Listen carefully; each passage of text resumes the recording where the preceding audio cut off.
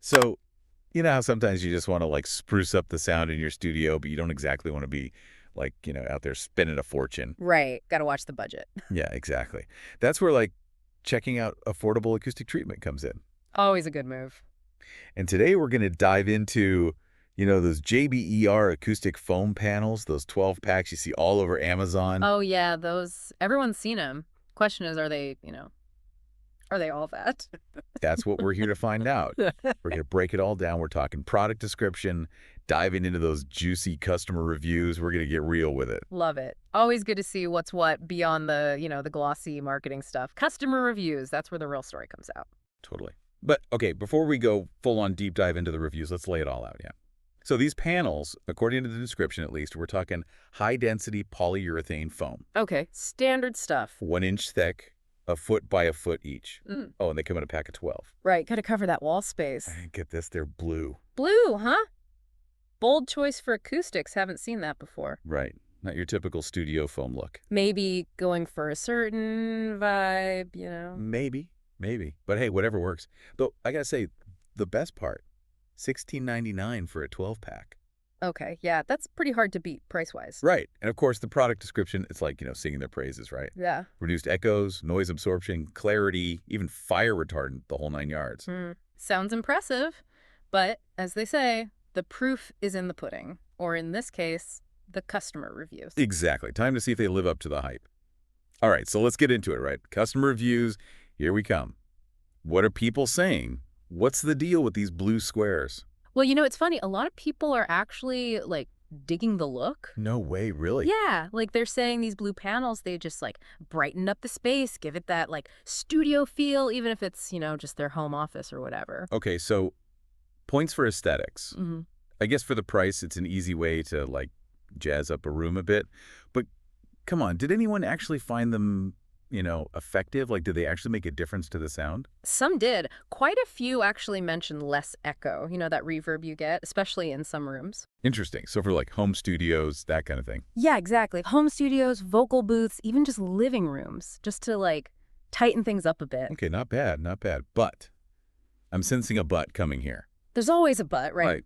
And I think this but goes back to the whole science of sound, and what these foam panels are actually doing. So that polyurethane foam, especially at 1 inch thick, it's good at absorbing higher frequencies. Higher frequencies. Okay. Think of it like this, right? High frequencies, they're like ping pong balls bouncing all over your room. That's what creates that echoey sound. Okay. Yeah, I get it. These panels, they're like a net. They're catching those ping pong balls, stopping them from going crazy. Love the analogy. Can practically hear those ping pong balls? Or, well, not hear them, thanks to the foam. Exactly. And here's but, they're not so great with the lower frequencies. Ah, I see. Lower frequencies, those are the real troublemakers when we're talking about actual soundproofing, like blocking out your neighbor's, death metal at 3 a.m. Right, so I might get a less echoey room, but I can still hear my neighbor's dog barking at the mailman. Pretty much, yeah. And that's where a lot of the, not so positive reviews come in, People see sound absorption and they're like, peace and quiet, here I come. Right, expectations versus reality. Totally. Now, you mentioned, the thinness of the panels and the whole adhesion thing. Yeah, I'm curious about that. Fill me in. So, because they're budget-friendly, right, they're also, well, a bit on the flimsy side, kind of like those egg cartons. Oh, I see, yeah. Easy to, tear them, dent them, that kind of thing. And the adhesive, well, let's just say it doesn't exactly get rave reviews. So what are people doing? Just using, their own adhesive? A lot of them, yeah. DIY to the rescue? So, okay, maybe not a miracle solution, these JBER panels. But hey, maybe people have, figured out some workarounds. People are pretty creative. Oh, totally.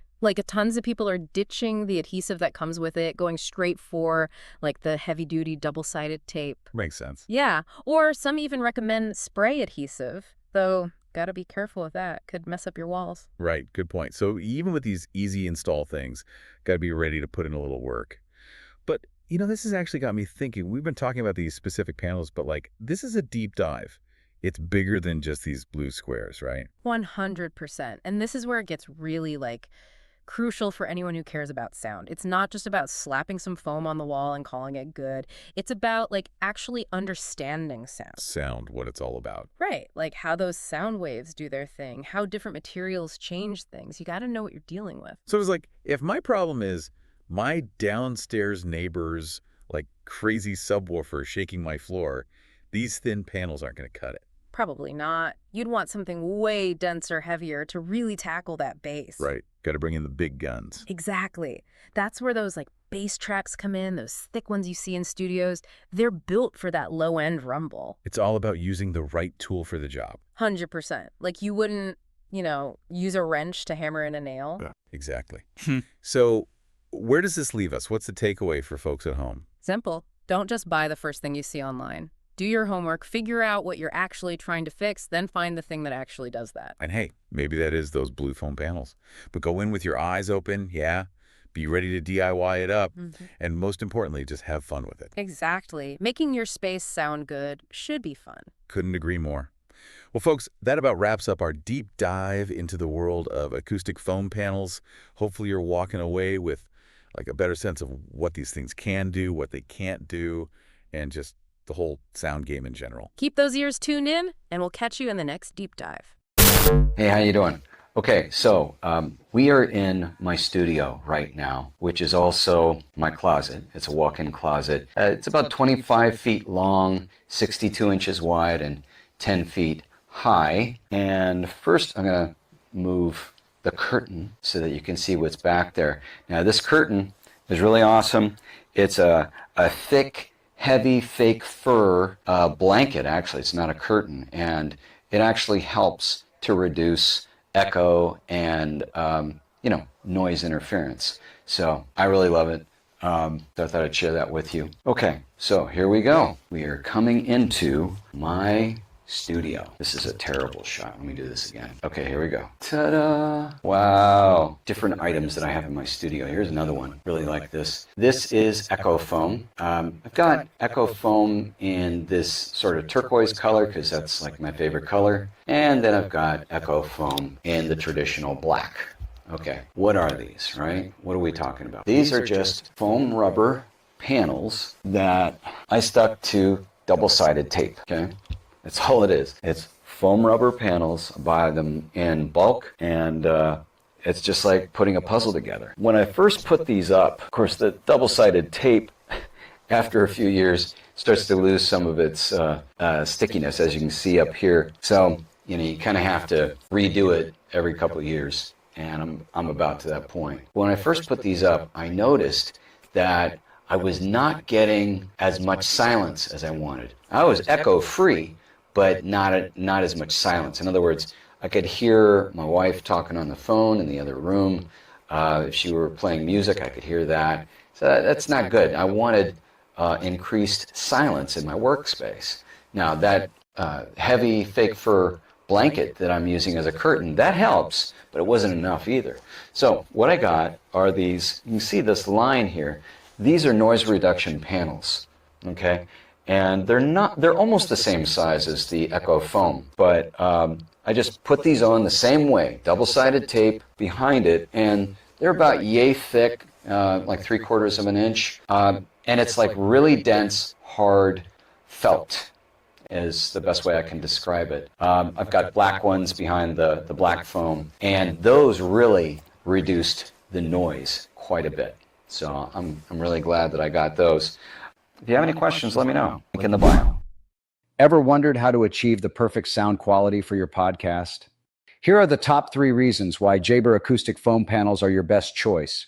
First, our panels are crafted from high-density polyurethane foam, providing superior sound absorption with an NRC rating over 0.9. This means you'll experience crystal clear audio, eliminating disruptive echoes that could ruin your recording. Second, these panels are flame-resistant and durable, ensuring safety in your studio or home workspace. You can focus on creating without worrying about fire hazards or frequent replacements. Third, effortless installation. JBER panels easily affix to any surface with glue or tape, making it simple for you to elevate your sound environment without hassle. Don't settle for less in your sound quality. Transform your podcasting experience with JBER acoustic foam panels today.